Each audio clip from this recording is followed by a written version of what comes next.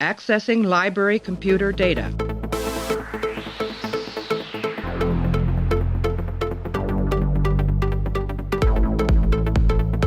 Out there are no saints. Just people. Hey everybody, welcome back to the show. We're continuing our run-through of Star Trek Deep Space Nine, and right now we're up to the episode called Little Green Men. It is the 8th episode of the 4th season. First aired on the 13th of November, 1995. Teleplay goes to Ira Stephen Bear and Robert Hewitt Wolfe. Story credit goes to Tony Marbury and Jack Trevino, directed by James L. Conway. In this episode, a malfunction on Quark's new ship causes Quark, Rom, and Nog to crash in the year 1947 in Roswell, New Mexico. We're joined by Clay. Clay, how are you? I'm good. Is this season entirely about giving Kira a new hairstyle every time she shows up? Is she even in this episode? I don't remember her. What does she do in this episode? I think she's in it briefly at the beginning, and the only reason that I know that is because her hair was shockingly different again. It becomes a little bit of a character trait as we go forward. She gets even more dramatic with her hair. Not dramatic, but modernized, I guess. She matches Troy in the number of hairstyles. I think it's a Star Trek staple to have your female change their hair. It's surprising to me that they keep changing her hair, but Dax has had the same hairdo for 4 seasons so far. Same ponytail, yeah. I'm reading the patrons and people had actually recommended I read a Star Trek book, so I'm like struggling my way trying to read a book. Trying to read this Star Trek book. Stop killing brain cells watching TV, Wes. I'd argue it's probably worse to read the Star Trek books for your brain than it is to watch the TV episodes. But I only bring it up because the author describing Dax when she's introduced mentioned her tight ponytail, which I had never really thought about before. It's I'm going to do a video on this book because Star Trek literature is something that I think people should talk about, I think, and maybe not in all glowing terms. But anyway, we're going to talk about Little Green Men. I am going to take a break. We're going to play an audio clip, and we're going to come back and break it down. What do you use for currency around here? Platinum? Dilithium? We use dollars. Dollars? Never heard of them. Don't you have any gemstones or precious minerals? You mean like gold? Gold is good. How much gold are we talking about? Seeing how we're going to be advancing your culture about 400 years overnight, I'd say a couple of million bars would be about right. As a good faith deposit. You know, Quark, you might be some kind of Martian. Ferengi. Whatever. But the more we talk, the more you remind me of my brother-in-law. Is he a businessman? He's a car salesman and not a very good one. And he's nothing like me. All right, Clay. So, a pretty light episode that we're stepping into here. It's a comedy. I think it's a fairly successful comedy. I guess that depends on your subjective opinion, though. And it's a Ferengi episode, but it's a Ferengi episode in the best kind, where I think it's listener Eric frequently says that Ferengi episodes that feature Quark, Rom, and Nog are good Ferengi episodes, and anytime they bring in an outsider Ferengi or you see Ferengi culture at large is a bad Ferengi episode. I think I'd be inclined to agree with that. But what'd you think about Little Green Men? Yeah, I thought it was good. It's it's fairly inconsequential. For a time travel episode, it's probably the first time that they've traveled through time and haven't really affected anything. Although I guess being the aliens from the Roswell crash is kind of a big deal. But like as far as that's affecting established history, there's nothing that they change. Which in is universe, what ends up happening. They change like real life world events as opposed to in the context of the show. How many, if you had to guess, I went through and counted, how many episodes and movies prior to this in Star Trek have dealt with time travel? What would you guess? I would guess prior to this, movies and episodes. So you've got TOS, TAS, TNG, and then these DS9 episodes that came before this and all the movies. I'm going to say 7. 24. Oh. Granted, of course. Granted, some of those are pretty inconsequential. I think one of the TOS episodes is that just at the very end of the episode, they go back in time to reset everything that had happened. Just for the hell of it? Yeah, just for the yell they get, for the smell of it. So 24 was a lot more than I expected. And I looked it up just because I was like, where would I put Little Green Men in the pantheon of Star Trek time travel episodes? And it's not as high as I thought it would be because there's actually a lot of great episodes that deal with time travel, but it's probably a top 10 time travel episode. And when there's 24 of them, that's a pretty good accomplishment. Yeah, it's good. I mean, there's really, I don't know exactly how much we're going to get out of talking about it, unfortunately, because it's, like I said, it's fairly light. It's a fun time travel story with really no stakes. I would. Yeah, I think maybe the one of the things that makes it work well is that they don't change anything, and so there's not really that. Well, I don't know. I guess it depends on how you look at it, because you could also say that there's not really the last act of the show is basically a time travel equivalent to running down some hallways, but it's enjoyable to watch. The interactions are good. I would probably be inclined to agree about the Ferengi comment that generally the Ferengi episodes that feature these three are usually pretty solid, but anybody outside from that is usually pretty lame. Yeah. And I wonder why that is. Is it because the Ferengi culture is not well established? Is it that it's not interesting, or is it just that the fun of the Ferengi is when they are placed in outside in situations outside of their culture, so you get like little dips into it, but you don't have people arguing over which rule of acquisition to apply to, some family bullshit. Right. I think it's the fact that Star Trek, when it does comedy best, is always character based, and when they introduce new Ferengi characters, they always are these really broad cartoons of characters that come in. It's like the Nagus and Brunt who come in. But when we know Quark, Rom, and Nog, they actually have a pretty good script here where those three interact in a way that I don't think just the sheer amount of interaction they have with each other we haven't seen to this point. Mm-hmm. And they have a pretty good little family dynamic going on. Rom and Nog are no longer so subservient to Quark. In this one, they kind of stand up to him a little bit. He's still the boss of the family, but they have lines where they're sort of being sarcastic to him, and Quark can't quite control them in a way that he normally does on the station. And I think it's just, it works better because we know these characters and they actually feel fleshed out in a way that the generic Ferengi characters don't, because I think we actually know a lot about Ferengi society. I think we know enough to realize that doesn't actually work. Like it's not a society that could actually exist. So When you dive deep into it, it comes across as kind of silly. Yeah. And I think the relationship between the three of them is well put to use here too. And they do call out something that I've never really thought about, was when they refer to Quark as seeming to be the mother of the family. Yeah. Yep. I don't know if that's a moderately sexist comment just because he's always nagging them about stuff, but they do definitely put a nice delineation between each of their characters and they work. The interplay between them is very good. Rom is definitely more assertive here than he's ever really been, and they kind of comment on that a little bit. I'd be curious to see if that keeps up, or whether or not that was just for a plot. Well, the first one I can think of is that episode where Quark was trying to sabotage Nog's admission, and Rom accosted him in the hallway of DS9. Do you remember that? Right, I think that was true. So they're kind of pushing him in that direction, and they're pushing him in he's more mechanically inclined now. They're really pushing on the engineering, like he's actually super intelligent and super capable. They went from Quark's kind of dumbass brother to, no, I actually know all about engineering and ships and stuff, just because we need somebody who can spout some technobabble bullshit to get us back into the past. Yeah. He's it's a good sort of differentiation. I mean, I think that Quark is the mother in the like sitcom sense. If you were to drop a pretty cliched sitcom, it's always the father who's the sort of bumbling one, which is Rom. They have the kid who's kind of the smart aleck, and then Quark is the overly demanding sort of.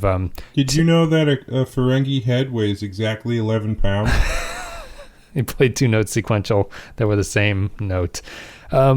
But yeah, other than that, this is it's a 50. I think maybe the biggest failing of the episode is that it's blatantly a 50s homage, and I actually don't know if they go deep enough into the 50s homageness of it. How can it be a 50s homage if it takes place in 1947, Wes? That's true. Yeah, you know what? That's an idiotic statement that you wouldn't have made if you read more books. You know what this episode reminds me of? X-Files, actually. Oh, yeah. You know, it's funny you should say that, because I was, in the back of my head, I was actually thinking, oh, man, that would be such a neat little crossover if they had the smoking man just kind of there. Yeah. I kept waiting for something. Not specifically X-Files, even though that was going on in my head, where I was thinking about those flashbacks to the 40s episodes they do. But I kept waiting for the woman to be revealed as someone of like consequence, instead of just like a girl obsessed with space. What I kept expecting was like the last scene with her and her husband or fiance or whatever, for her to turn to him and go, "Oh, Gene, you never listen to anything Sure. I say." Yeah, right. And then him to be like, "Well, I'm going to listen to you once you're the next future Mrs. Roddenberry," or some shit like that. That's what I was expecting, but they didn't do it, thankfully. Yeah, well, I think that that's kind of the weird thing about it, that they're pushing this sort of 50s film style, and so she's put in as just the stock character who is sort of the optimist, hero character. Yeah.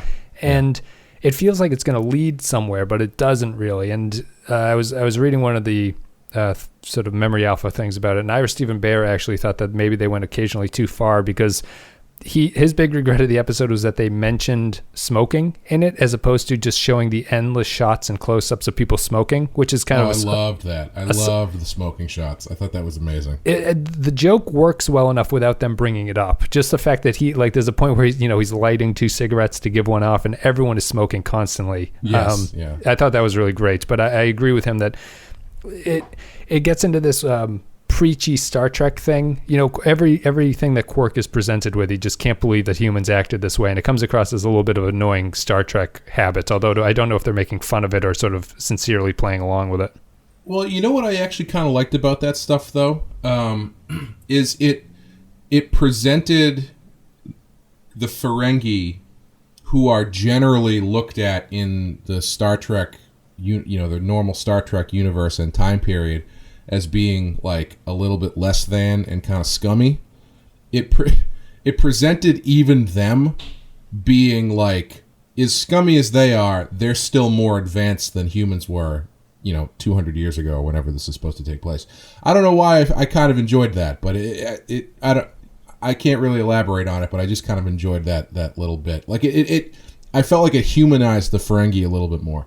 Yeah, that's true. The points that they bring up are the smoking. They can't believe that they put poison into their bodies and that they sell it. It was nice because it was a Ferengi touch on it. Like, Quark is amazed that they're poisoning themselves, but he's also amazed that people could sell that product. Like, that's his takeaway from it. He thinks it's gross, but he can use it to his advantage. Right. And the other thing is he can't believe that they irradiated their own planet with the A-bombs and everything like that. And the other... reason that they did the sort of ending where they fly into the A-bomb blast is because Bear was saying that he was blown away by the ending of True Lies, which I don't really remember, but apparently Schwarzenegger and the female lead kiss in front of a nuclear explosion at the end of that movie. Yes. And Bear was shocked that just like how far we've come from the World War II, where the A-bomb meant everything, to now it's just like a backdrop for a bad romantic scene. Yeah. I think I've mentioned this before on one of the other podcasts, but I knew that people had officially forgotten what the atomic bomb was capable of when they detonated one on American soil in a season opener of 24. Right. Yeah. I was like, okay, if like the first thing that happens here is someone is setting off a nuke in LA, and that's like the first in a series of increasingly ridiculous things that happen, I feel like we've lost perspective a bit here on exactly what this weapon is. And so 2 things about that scene, though. One, another crossover I had immediately in my head was the bomb going off and then immediately cutting to the 15-minute mushroom cloud zoom in from episode 8 of Twin Peaks: The Return, which honestly, even if you don't like Twin Peaks, I recommend watching that episode because it's one of the most amazing things I've ever seen. Secondly, I'm surprised he called out True Lies as a reference because this is a stupid bit of nerd trivia, but the original ending of Back to the Future involved Doc and Marty racing the DeLorean into a nuclear explosion at a nuclear test center. Oh, really? As a way to get back? Yeah, because it was the only thing that could generate enough, energy or whatever to, the 1.21 gigawatts to get him back to the future. Yeah. But understandably, they probably needed something a little less expensive. But that was the first thing I thought of, and I was like, oh, I wonder if that's some sort of like weird backhanded reference to that, but I guess not. I guess it's True Lies. That's interesting. Yeah, True Lies would have been the more timely reference for them, I think, and maybe not the deleted scenes. But it's Little Green Men is, I think it's pretty competent. I do sort of lose interest about 20 minutes into their adventure in the past, kind of, just because I feel like the episode is built around the idea of going back in time and them experiencing the 1947, and there isn't really a plot around that idea. Yeah, it's just kind of like, let's see what happens. Like, and I think that one of the sort of obvious little things about that is that Odo went with them for no reason whatsoever. Yeah, Odo doesn't add anything to the storyline. So if they're in Area 51, which is a very highly controlled area, to the point where it's secret and no one is supposed to know about it. It's that high of a classification. No one's going to notice when there's just a new dog wandering around the base. Yeah, unhandled, like a no handler dog. Yeah, who they then bring into the interrogation room and then leave. Yeah, it's like, oh shit, and nobody comes back. It's like, oh fuck, I forgot the dog. Wait, whose dog is that? Why did they choose a dog? Would have been Mike. Why couldn't Odo have just been a? They bring in a tray or something of water and he becomes that. I wasn't unsure why they had to be the dog, other than Odo needs to get around, but I don't think Odo can sort of blend in as anything. I don't know why he needed to be an animal that's walking around. Yeah, it would have been great if he was like a tape recorder. Right. Or a cigarette. Yeah, or a cigarette. Ugh, that's a gross pack of cigarettes. I mean, but you know what I mean? Like, Odo being there feels like it's just like, they got to that point in the script and they're like, we don't really have anything to do. Let's throw Odo in so that he can lecture them about what's going on, because he's not an important part of them getting back. He's not necessary to be there in the first place. It kind of wraps up the ending that he's able to arrest Quark, but that's just kind of he could have done that without going back into the past, I think. Yeah, and I think it's probably more that, well, I think you're right. But I also think that it's probably a little bit of like, he's the best counterpoint to Quark, so throwing him in is only going to make things more interesting, even whether or not it's warranted. Right, and he can hide. He can be a character in that timeline and not be noticed. Did you like the little callback to Sisko being Gabriel Bell at the start of the episode? I did. That was great. Yeah, I like that, and I like the response where he's like, all the humans look like that. It is. The show's getting good at little writing moments like that, like they're really linking back to previous episodes. And it's funny because when you watch it, you think that, the Bell thing, maybe Sisko changed history or something, but it doesn't. It's just a throwaway line that Nog is using to show that he's reading the book about the history of the Earth and everything. Yeah. I also, this episode does feature, not exactly used in the way that I usually prefer it, but it is my favorite plot device, which is the magic book, which is the book that has all of the information about everything you're going to need in order to, succeed in your quest or whatever. Because, man, Nog does a lot of reading very quickly and about very specific things in American history. Yes. Which I'm surprised that all of those things come into play in a way that would be so convenient for the plot. But I am a big fan of the the magic book is my favorite. Well, his history book is either the greatest history book of all time or the worst, because it's either so comprehensive that you learn everything, or it just picks the weirdest details, like these are the outfits that people in 1947 Earth wore when they were walking around. There's only 14 pages on the American Civil War, but there's like 3 dense chapters about military garb in World War II. This actually reminds me of a couple years ago. My girlfriend and I went to the Highland Games in I think it's New Hampshire, where it's big. Basically, it's basically like Scottish Comic-Con. Yeah, where everybody shows up dressed in kilts and period appropriate costumes and all this kind of stuff. And they do like caper tossing and tossing the hammer. Yeah, caper tossing. And I saw the Mountain from Game of Thrones break the world record for throwing a keg, which was pretty cool. And afterwards, they asked him if he had anything he wanted to say to his fans, and he just said, "I am the future of strength." But anyway, so they were doing these like talks and stuff, and so one of the things they were doing was about Scottish military history, specifically. Up to and including World War I. And I've been working on this World War I thing, and so I went to listen to that because I'd probably get some interesting insight into that time period or whatever. And I swear to God, it was 40 minutes to an hour just talking about the differences in military uniforms of the Scottish Army from like the First Army in 1200 or something like that up through World War I.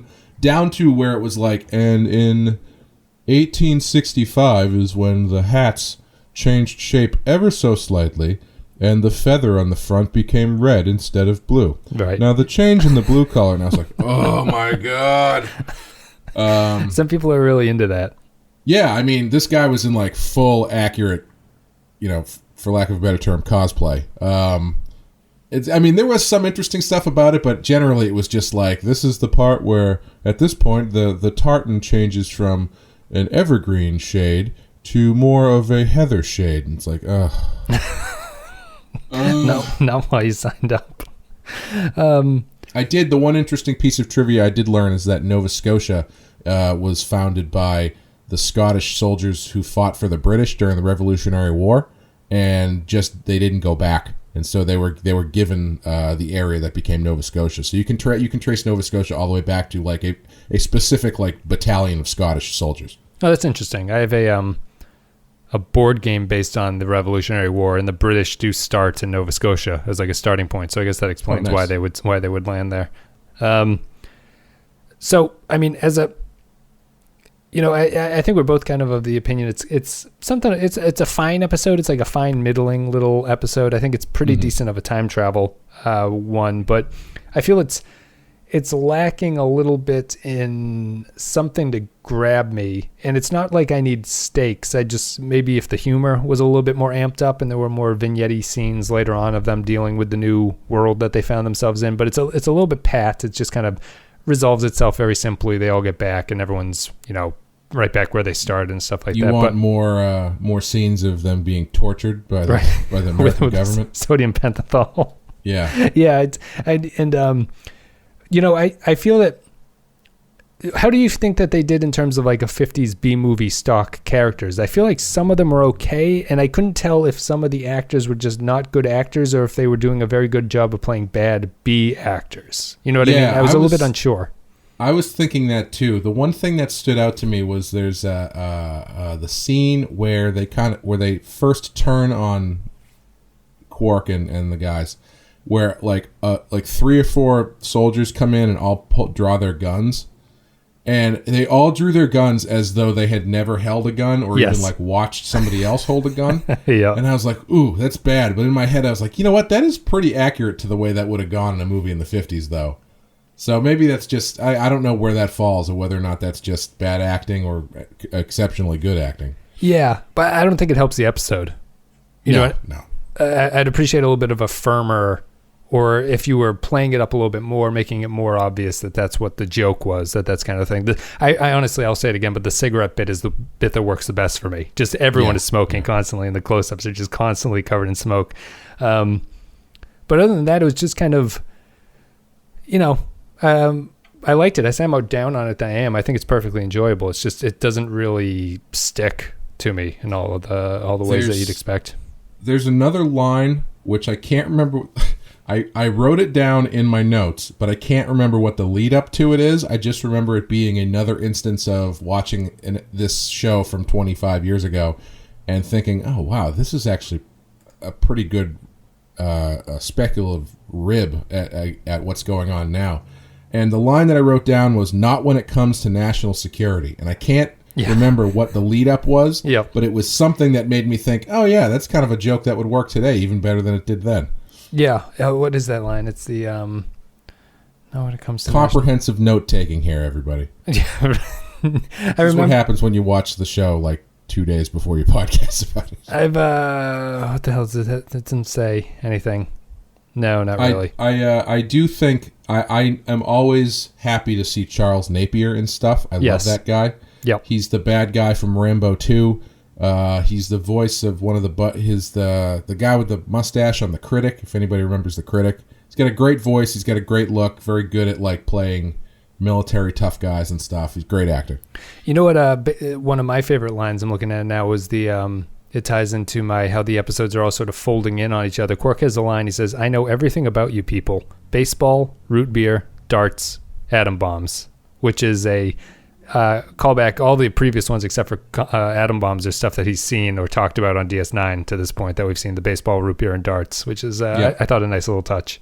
Yeah. Did you? What about the scene where Rom and his son both alternate getting the nurse to jerk them off? That was kind of weird. I didn't want to bring it up, but it's getting pretty awkward now. Just the desperation in Nog's voice when he needs to have umox or whatever they call it performed, and the fact that no one reacts as though that is what it is supposed to be while it's happening in front of you, and you have to walk away going, I feel a little bit dirty, a little bit crummy from that. Let's see here. There's one other thing I wanted to bring up. What the hell was it? It was Nog is officially off to Starfleet Academy at this point. So is he like gone for a while, I assume? He comes back. He comes back relatively soon, but he is officially at the Academy at this point, and it's not a false start like Wesley Crusher. He actually is at the Academy. I was a little bit surprised that A, it happened, and B, they don't spend a lot of time with him and Jake saying goodbye to each other, which I was a little surprised. I feel like you could actually have an episode based around them saying goodbye to each other before it happens, because their friendship is such a important foundation of both of the characters. Yeah. It's pretty trite. They just kind of say, although I did like the meta commentary of they're like, what do we do? They're like, usually we just end up standing around at this barrier thing, looking over the promenade, which is basically what those characters do every time you see them. They're hanging on that spot, looking over the promenade, not doing anything. Yeah, it would have been nice to give them a little bit more of a goodbye. But yeah, that I guess then that becomes like the majority of the episode, which is not what they were trying to do. But yeah, I could see a longer episode being about that. It's kind of a bummer they didn't do that, especially since this show is so much about character relationships and stuff. I'm surprised they didn't do more with it. And we get a little bit of insight into Worf here, where he has the nice line about he's not sure that a Ferengi would fit in at the Academy, and O'Brien says, I don't know, maybe someone might have said the same thing about you, which will kind of tie into our next episode that we're talking about. Yeah, man, the TNG people super racist towards the Ferengi. That's right. Worf is loath to shed those stereotypes that he's brought onto the station here. That's about it. It's a pretty simple episode. I think we're pretty much done talking about it. We'll actually we'll take a break. Going to play an audio clip. Me and Clay are going to come back, give our final thoughts about Little Green Men. I wish I could get some help. I don't know why we can't bring in a few more experts. Let's face it, Jeff, when it comes to beings from another planet, we don't have any experts. You'll find a way of communicating with them, darling. I know you will. Imagine the possibilities. Who knows what they could teach us? A few years from now, mankind could have rocket ships of our own. We could travel the galaxy, exploring new worlds and new civilizations. Always the dreamer. That's why you love me. That's funny, isn't it? Here we are in the middle of one of the greatest discoveries in human history, and all I can think about is what you're going to look like in your wedding dress. All right, everybody. So, Little Green Men, we're going to read some Patron thoughts. If you support the show at patreon.com/the Pensky File, you can leave your thoughts about upcoming episodes, and we read them, and we'll react to them. Holly McLaughlin says, Little Green Men, pure fun start to finish. I love the Ferengi manhood ritual, which is pitch perfect for a race of insanely toxic capitalists. All the tropes from the other types of films and TV shows about the era and American history into which they arrive could have been really cheesy, and I know some people see this episode that way, but I think it really works. It's campy in a way Star Trek rarely does effectively, but this one is the best example I can think of. Odo being there at the last minute is a happy surprise. Still a happy surprise every time I rewatch this one. The top 10 DS9 episode to me. I will just touch on that quickly, Clay. I think Holly makes a good point. It's campy, but in a sort of effective way, maybe, which is why I like it. Like, it's not completely over the top, but it's not serious at the same time. So it kind of fits that sweet spot which you want in a filler episode like this one. Yeah, I would agree with that. Stephen Cobb says, Little Green Men, love it. Another very non-human perspective and the subsequent humor that comes with it from that situation. And then we have Anthony Alvarado says, Little Green Men, has Rom always been this smart, or is that something the writers have just started? Maybe I missed it, but the character change seems to have come out of left field, and that he will go on to become an engineer, but still. A minor point, but it struck me as odd to see him talk about the reverse warp field, blah, blah, blah. Anyways, it's a fine episode. I do remember this from its original airing for two reasons. One, I find it funny that they reference the Bell riots and show a picture of Cisco. And two, I grew up in Roswell, and it was about this time that people really started talking about the UFO crash and cover-up again, which was around the 50th anniversary. But anyways, it was nice to see a fun little story about the incident without it being too serious. And growing up in Roswell, you see a lot of people that are very serious about the crash. Will Yates... Now, I believe, I'm sure he can correct me if I'm wrong, but I believe Roswell is not actually where it happened. Where the crash happened? Yeah, I think it's one of those like Salem things where it's actually like the next town over. But then, for some reason, Roswell got all the I forget. Was there a military base in Roswell? Is that why it's connected to it? I don't remember. I haven't looked it up. It's one of those borderline. It's one of those conspiracy theories doesn't seem plausible enough to really get invested in. So I don't know a lot about Roswell. Whoa. Will Yates says, Little Green Men, it's a fun episode. I'm surprised it's the first one to tackle. Lost half of your listeners. First one to tackle Roswell. I'll go ahead and say that I think this 5-minute cold open may be the best in the franchise. On a multiracial station, Rom would explain the custom. So many species support Nog, good root beer. Kira can now talk to Cisco like a good first officer. Jadzia buys her young friend what he needs but won't buy. Worf is still racist until he and Nog both like sharp teeth. This is the Federation. I felt less than I should have for the Jake Nog goodbye. All said and done, I loved the first shuttle scene. That's a good point, Will. Eric Johnson says, this proves my thesis that Ferengi episodes that just focus on Quark, Rom, and Nog are great and only fall apart when another Ferengi comes in. The dynamic between the core trio was so sharp by this point. This was actually the first DS9 episode I ever watched. It was on a standalone VHS, and I didn't realize the Ferengi as a whole were hated until years later. It's not super indicative of what DS9 usually is, but it's an episode that always makes me smile. Chad Wiley. Little Green Man. I was just going to say, that's pretty interesting. This is the first episode he ever saw. It's actually not the worst episode to see. For the first episode. For the Ferengi, you mean? Oh, this is the first episode with the Ferengi that he had seen? What does it say? Yes, well, it's the first DS9 episode he ever watched, I guess. Yeah, he didn't... Yeah. Okay, yeah. Yeah, it's not the worst first episode of DS9 to watch. Why do you say that? I mean, I feel like it's fairly accessible, and it's a good time. Mm-hmm. You get a little bit of the multiculturalism of the station at the beginning, and I mean, it's not as it's probably, you're not going to understand absolutely everything that's going on, but I think if you're looking for something to kind of make you go, oh, that was pretty good, maybe I'll watch more of that. It's actually not the worst one to watch. Gotcha. I see. Chad Wiley says, I admit this one has never been a favorite of mine, probably due to the complete lack of interest in Roswell-style alien stories. Weird for a Star Trek fan, I know. Well, no, Chad, me and you standing together. I do like the chemistry between Quark, Rom, and Nog, so I certainly wouldn't call the episode bad. Rom especially is really coming into his own at this point in the series. Probably my favorite scene is when he's rattling off technobabble, and Quark and Nog share slightly panicked looks. Overall, it's fine, but if I'm in the mood to watch a gimmicky episode, I'll probably stick with Trials and Tribulations. Matthew Ross says, Little Green Men, it's not a Ferengi episode, it's just a damn good show. The fact that Quark echoes most of us to Rom about the BS technobabble is hilarious as the recreation of post-war U.S. military down to the khaki Class A, B uniforms. The fact that they use cheesy sci-fi stuff on Earth in the past, from the death ray, the invasion with the Klingon troops, and the making fun of the soldiers was hilarious, monkeying the monkey men, but not the point of making it overly ridiculous. Making fun of itself with Sisko as Bell was to me the laugh-out-loud moment. The Edith Keeler parts about an alliance and to explore strange new worlds is better than going with astronauts on some sort of Star Trek line.